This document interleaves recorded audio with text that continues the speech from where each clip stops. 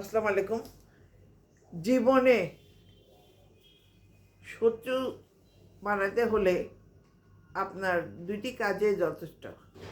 একটি হলো নোট দেওয়া, মানে পড়ালেখার ব্যাপারে নোট দেওয়া, আর দ্বিতীয়টি হলো টাকা পয়সা ধার দেওয়া।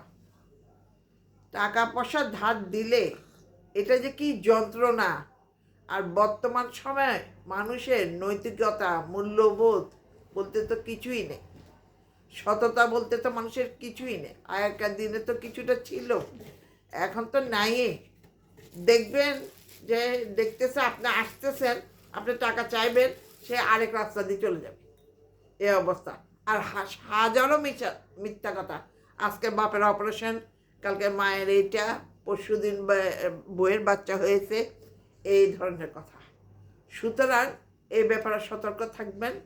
ভুলেও জীবনে যেই বন্ধু হোক, যে আত্মীয় হোক, কে যে স্বজন হোক, এখন টাকা পয়সা ব্যাংকেও লোন নেওয়া যায়, বিভিন্ন সমিতির মাধ্যমে লোন নেওয়া যায়, আপনার প্রয়োজন নেই।